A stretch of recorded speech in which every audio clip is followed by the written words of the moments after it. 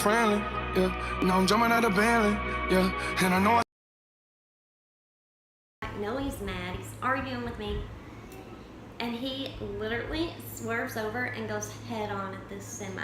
And he tells me, he's like, I'm gonna effing kill us right now if you're leaving me, you know, because I told him, I was like, I can't stand an abusive relationship. And you being so controlling, you know, because it got pretty controlling. Like, whenever I was out working, he would have to keep me on the phone all the time. Like, I couldn't even work. Like, I had to go to people's houses, write their insurance policy, pick up their money. You know, like, I could not be, oh, yeah, no big deal, ma'am. I'm writing your insurance policy. But I have a psycho boyfriend who's, like, super jealous, so I have to keep you on the phone. Is that cool? You know? Like, you can't do that. Like, I had a professional job, and I had to act professional. I couldn't just be on the phone. So we thought about that. He tried to run us into a semi. Like, I had to jerk the wheel over. Like, it was so bad. Like, I thought I was gonna die that day. And we lived down this long gravel road, but before you got to like where our house was, there was a sharp curve. It was a sharp curve, and then it would go like straight up this gravel road. And whenever we went around that curve, he loses control of the car. We go flying in the woods, almost hit a tree head on. Like, it was just so bad. And this whole time, he had not worked, okay? He had not worked. He was getting a little bit of money from somewhere, and he would tell me it was his friends were doing his jobs for him and bringing him the money and blah, blah, blah. Like, at one point, he talked me into letting one of his friends move in with us, and he was like 3 states away, and I had to drive all the way by myself and pick up his friend, who I had never met before in my life, and he came and moved in with us. Because he was like, you're gone all day working, and I don't have anyone to hang out with, and I'm bored. So I thought maybe if he gets a friend here that he knows to hang out with, he'll cut me some slack, and I'll be able to work and do my job, you know, and not get fired. Well, he moves in, and things got worse. He started smoking weed all the time, drinking all the time, taking God only knows what kind of drugs all the time. They had met some people like out in our town, like at a grocery store, a gas station one day, and had invited them over, you know.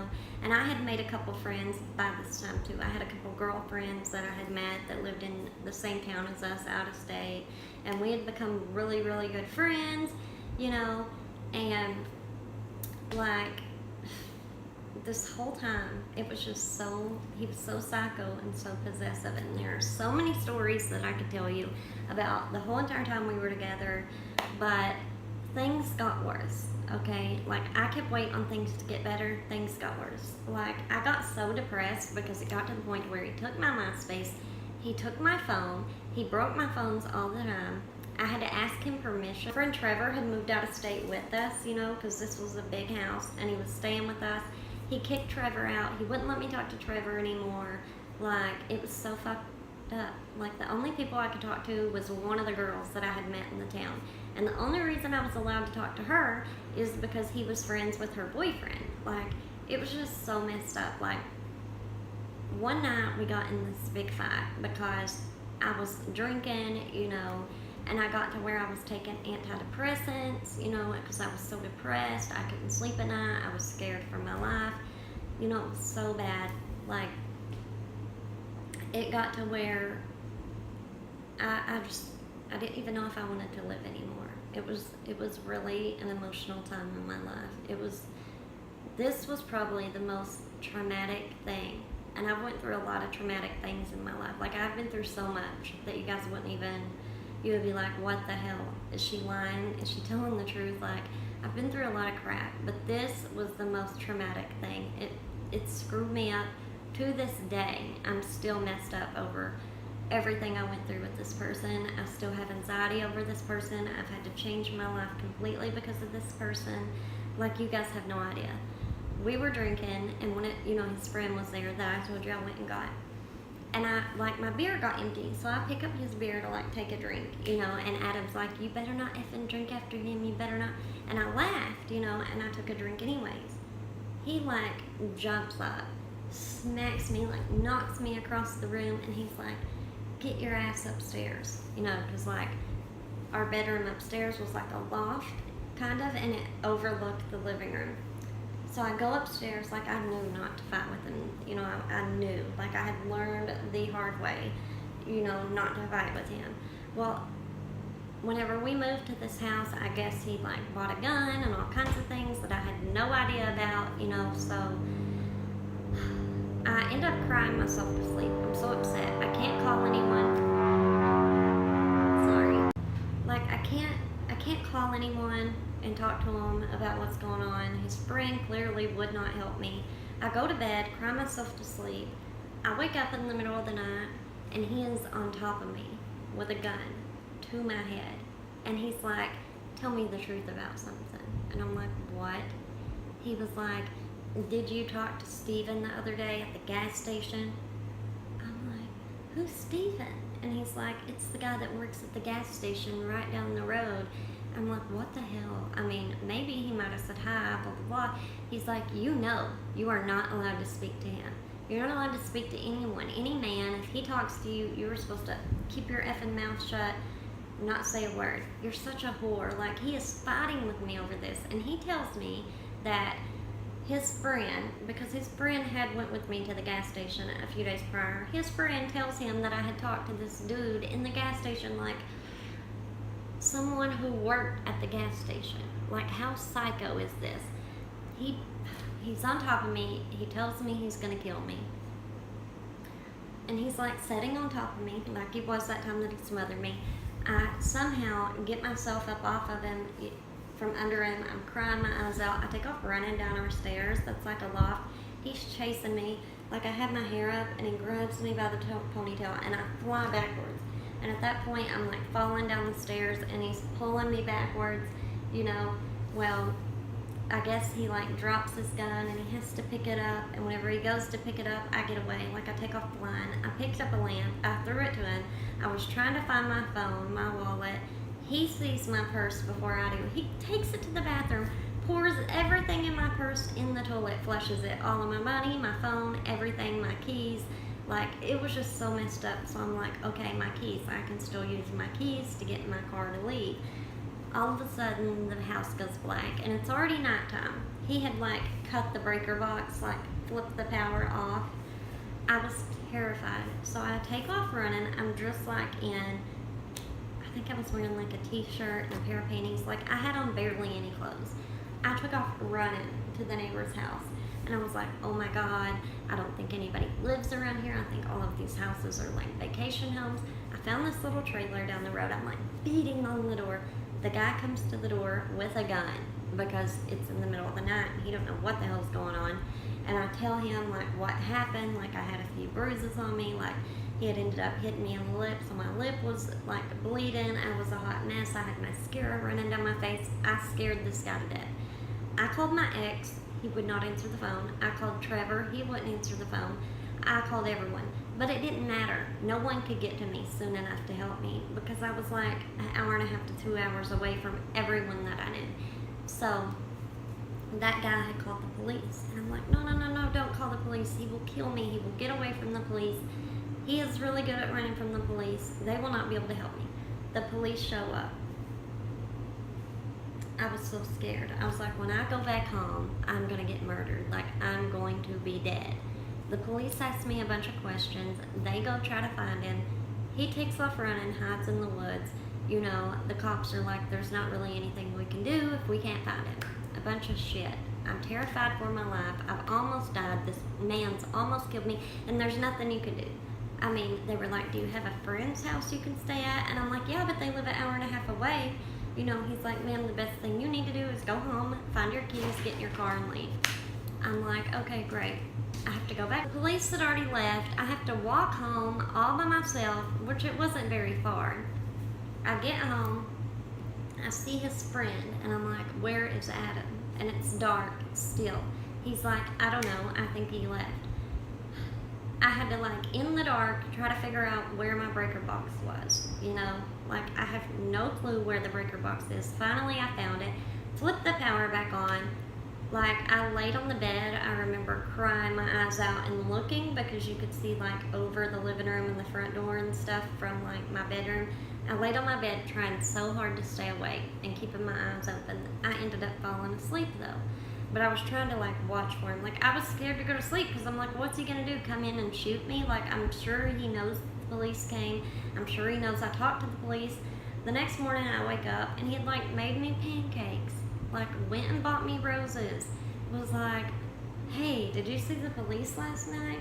I'm like, no. He's like, where did you go? I said, I went over to the boat dock and I was hiding. Like, I was scared, so I was over there hiding. He's like, oh, I seen the police pull through. I didn't know if you called them. And I'm like, no, I didn't call them. You know, I hated to lie, but I mean, God, I didn't want to end up dead, you know, because he was all about, don't call the police, you know, anytime anything happened. Like, act like I forgave him. I don't know if anybody's ever been in this situation where you're scared for your life. You're in a relationship and you literally don't know if you're going to wake up tomorrow. You don't know if you're going to live to see Christmas. You don't know if you're going to live to have another birthday. Like, it was so abusive. I started waking up every morning. I would take like a nerve pill for my nerves. I would look in the mirror, sitting there doing my makeup, and I would just cry. I was so disgusted with myself. Like, I didn't even know who I was looking at in the mirror. Like, I really didn't. Like, I had no idea what to do. I've never been so upset in my life because every time I would try to leave, he would break my phone, take my keys, take my money, make it impossible, you know? And whenever I would go to work, like, his friend had a car, you know? Like, it got to the point where his friend was following me everywhere I went all day long while I was working. So I couldn't just, because I thought about it. I thought all this stuff out. I was like, okay, I'm going to leave all of my stuff, all of my furniture, everything. I do not care. I'm going to get in my car, I'm going to go to work one day, and I'm just not going to come back. Like, that was my plan. But I could not do that. I tried to talk to his friend. I tried to explain to him, like, don't you understand what I'm going through? You know, and he's like, yeah, but I can't screw him over. I can't do it. You know, you guys are going to have to work it out. That's my homeboy. I had tried talking to him even, and I was like, you know, I will always be your friend, but I'm so unhappy. Just please, you know, let me go, yada, yada, yada. And he's like, no. He was like, there's no way that you're going to leave me and be alive. Like, it's either me or you're going to be dead. It was the most traumatic thing that I literally did not know what to do. Like, I remember talking to my mom and crying to her. Like, I remember telling her, I was like, I have no idea if I'm going to live to see Christmas. I don't know if I'm going to live to be able to visit you again, or anyone for that matter. Like, if someone would call my phone, like my friend who used to live with me in my first apartment, April, like, she calls me one day and I don't even know who it is. I answer the phone, you know, because I had a million phones get broken and had to keep on getting new phone numbers. And she had called me one day and I answered the phone, and I mean, out of nowhere, here he comes, like, running, charges me to get my phone, and it's like this big thing. Like, it was a big freak. He always tell me, he would be like, and I just expect, like, he would basically say all the other women he had been with before were sneaky, and they would cheat on him, and they would lie to him, and that's what made him this way. That's what made him paranoid. That's what he would tell me. I've never met anyone that was as good to me as you are, and I don't deserve you, and you're so good, and, you know, he would totally, like, mind fuck me. He would totally brainwash me, manipulate me, like, try to kill me, and the next morning make me feel sorry for him. Like, what the fuck? Like, and that is so mentally fucked up, and it mentally damages you and fucks with you.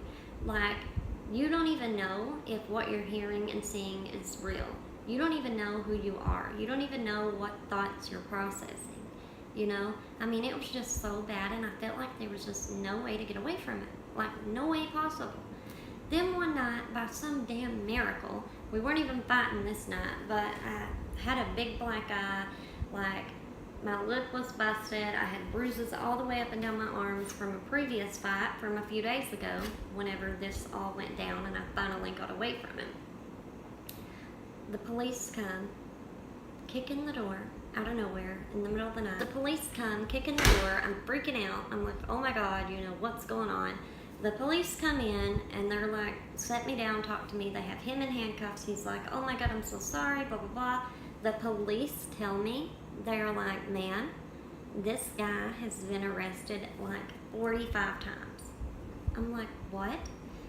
they're like, he like, the whole reason that he was in trouble and they even come is because of parole violation. I guess he had been on parole, and then he was supposed to like show up for a parole check-in or something, and he didn't, so they issued a warrant for his arrest. He was a wanted fugitive, felon, criminal, had been to jail like 550 times for so many things. Like, they sat there and told me all the things like that he had been, and they were like, you can get copies of this, blah blah blah. I was like, oh my god. You know, when they arrested him, he had all kinds of drugs on him, like guns on him. He wasn't supposed to even have a gun. When the police like kicked in the door, he was like, no joke, it was like I was in a horror movie. It was like I was with the mafia or something. Like, little old me, who was always quiet, you know, who never did anything bad. I was always a good girl, you know, worked my butt off. I drank every now and then, and that was it. And then there's like a shootout in my living room. Like, I started hyperventilating. I mean, I was freaking out. Like, the police had to call an ambulance. Like, they had to give me oxygen because I was in complete panic mode. Like, I did not know what the fuck was going on. The police were at my house for 4 hours, and then they left. Like, they confiscated my phone, my computer, everything because of him, and I guess things he had been doing, and he was a wanted fugitive, and blah, blah, blah. Well, I, like, am there all by myself. Like, I'm at my house, and I'm looking around, and everything is tore to fucking back. And I have no idea what to do. I don't know where to go. I start looking for my car keys, because I'm like, okay, I'm just going to leave. I can't stay here. I don't want to be here. I'm so glad that he's gone.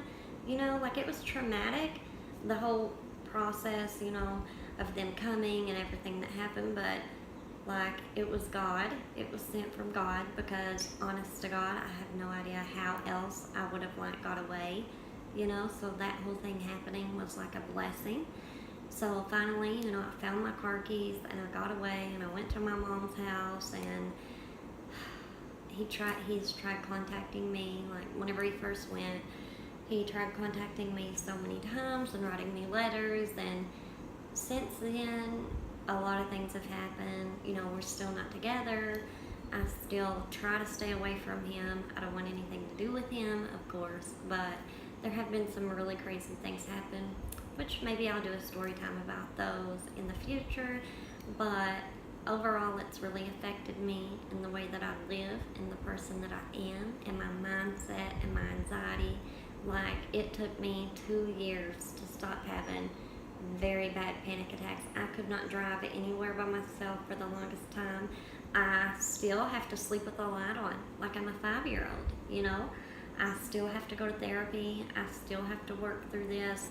It has been a very dramatic thing. I ask myself, I ask God all the time, why did I go through this, you know? But I feel like everything happens for a reason, and it did make me stronger, and I did live through it. But I want everyone out there to know, if you're going through a situation like this, you need to try to find some way to get out, and just know that it's not your fault.